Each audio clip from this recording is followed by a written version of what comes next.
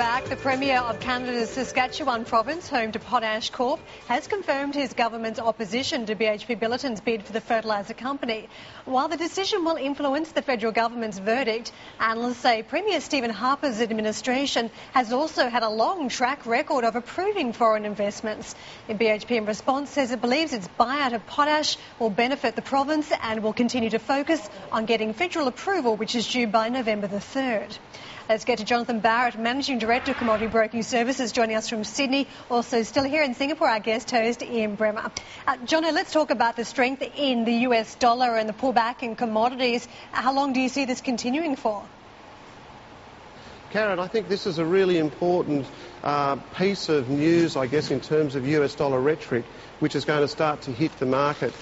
When Geithner came out last week and said, we're going to change in terms of the policy, the weak dollar policy is not exactly working, I actually took that as a sign that we're going to see a significant low in place for the dollar, and as a result of that, we're going to see quite a large correction for the US dollar to start to firm. Because I really see it that this is one of the only measures that we can get commodity prices lower and to be able to clear profitably in the economy. Do you think that's why we saw such a spike in the US dollar yesterday when Geithner made those remarks, that there was no point for the US dollar to sink further to the euro and the yen? Look, I think that the comments are there. The Fed are coming out. They're actually saying this for a reason. If they do nothing but they come out with these positive comments, then I can feel that that US dollar has in fact reached a low. I actually feel that the policy for weak dollar, strong commodities, which we've seen as a result of the weak dollar, is actually artificially keeping the price of commodities higher.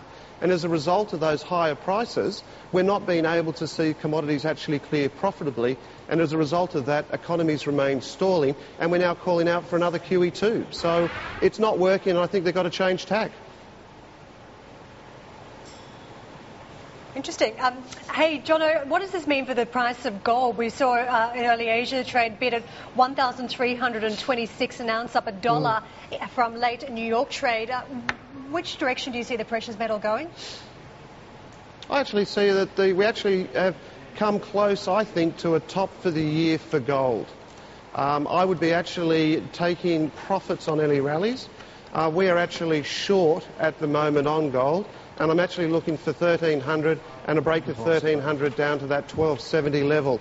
So we're against the trend, and we actually feel that gold in itself probably has quite a way to go in terms of a correction or the commencement of a trend for a while.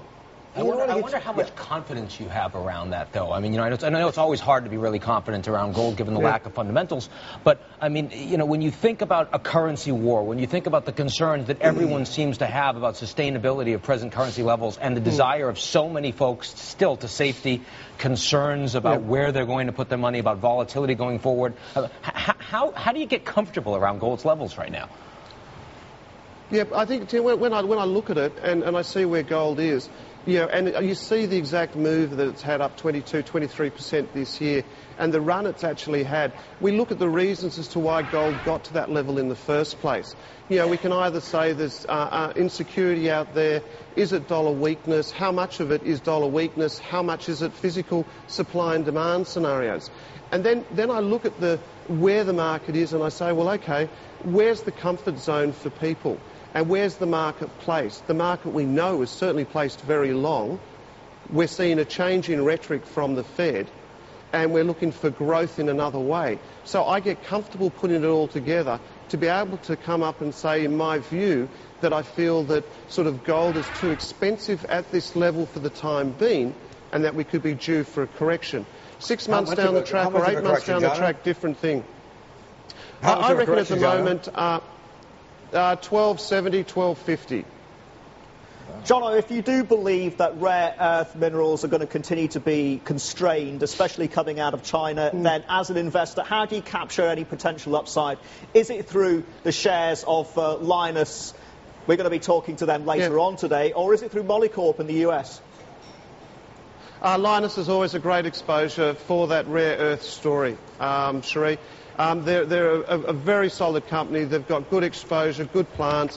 That's something we've looked at with Lynas for some time, and very supportive. And I think if people want that rare earth story, then I think that's the exposure which they can certainly get by looking at that particular stock. We've been bullish it for a while. It's had a great run, and I think dips will certainly be well looked at from an investment perspective. Ian, very quickly, China and this whole rare earth thing, what are they doing? Well, I mean, they're making the most of what's a short-term play. They know that lots of other folks are going to start gearing up in a serious way to start investing themselves. So they have a lot of leverage now. And so they're maximizing it to ensure that they can use that time frame to both support their own industries and get more technology. Smart thing to do. I'd advise them to do the same thing. Get more technology and investment, because, I mean, one of the reasons why it's not being done elsewhere as significantly as it is in China is because, I mean, this is a toxic process getting this stuff out of the ground. But China seems to be a little bit more comfortable with that. Well, the regulatory process is a little bit more, shall we say, opaque in China.